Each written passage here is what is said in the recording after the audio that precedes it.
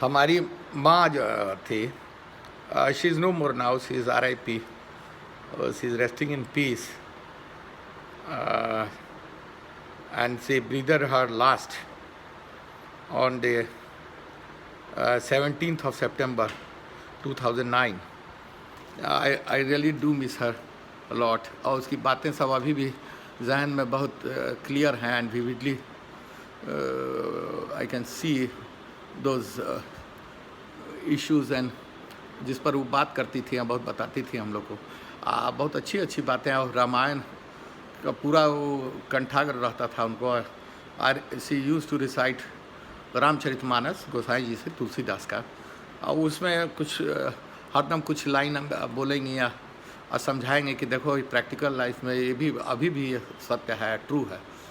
तो माँ ही का नाम सरस्वती था। हम लोग, हमारे घर जो है वो सरस्वती का ही सदन समझिए। वैसे तो है ये डुमरांव कोठी, राजेंद्र नगर, पटना है, Bihar, India, but we basically belong to Bhojpur जिला, बक्सर अभी ज़िला में अब आ गया है वो, और डुमरांव पड़ता है, रियासत थी पहले, स्टेट था। तो उसी में वो बताती थी, बूंद अगाध सहत गिरि जैसे, बूंद अगाध सहत गिरि जैसे, खल के वचन संत सह जैसे। इसका अर्थ बताती थी कि बूंद अगाध, माने बारिश जब होती है अथी में, मौसम में, या खास करके मॉनसून में, तो बूंद अगाध सहत गिरी जैसे, गिरी मतलब पर्वत को बोला जाता है, अगाध माने बहुत ज़्यादा हेवी रेन्स रेगुलर हो रहा है, और जो गिरी पर मैंने पर्वत पर और पत्थर पर उसका जो है उस पर बार बार उतना प्रहार हो रहा है। बूंद अगाध माने बहुत एक्स्ट्रा, बहुत ज़्यादा।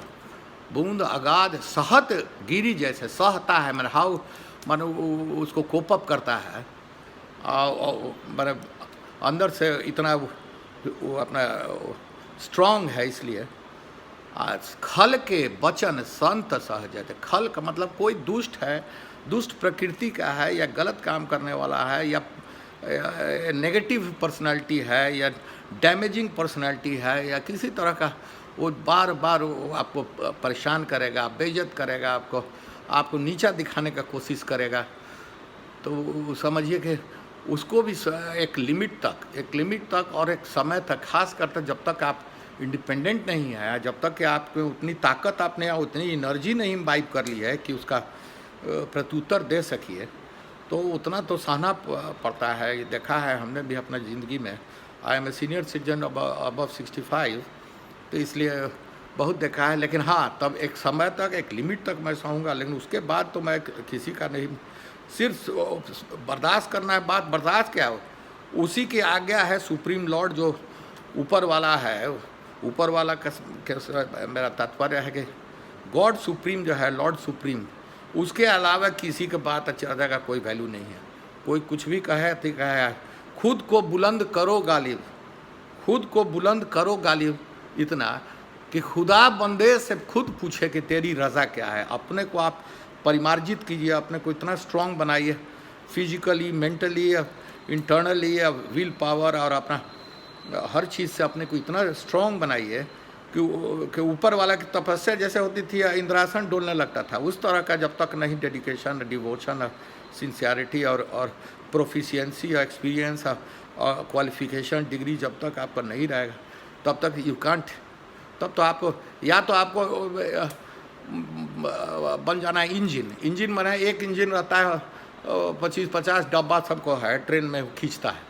या आप बन जाइए डब्बा, अगर नहीं इंजन बन सकते हैं तो डब्बा बनिए, किसी के साथ रहिए, लेकिन उसका तो हरदम बात सुनना होगा, बातचीत उसी के हिसाब से चलना होगा। जैसे इंजन जिधर ले जाएगा, जहाँ वो गड्ढा में गिरा दे, वो पुल पर से गिरा दे, जिधर गिरा दे, और नहीं तो you have to find your own way, that is the only.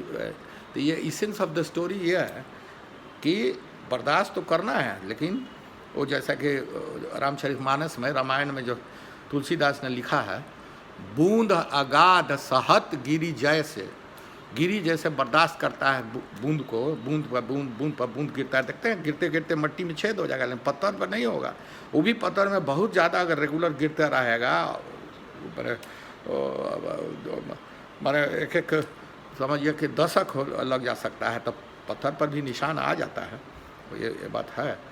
लेकिन तो बूंद अगाध सहत गिरी जैसे खल के वचन संत सहज है। संत जो है उसको थोड़ा बर्दाश्त करना है। अब अभी कौन खल है कौन संत है, it depends upon you and your personality, your behaviour, your attitude, ये बहुत फैक्टर्स है। So you have to be very vigilant in all those aspects. Thank you very much for your very kind hearing. Bye.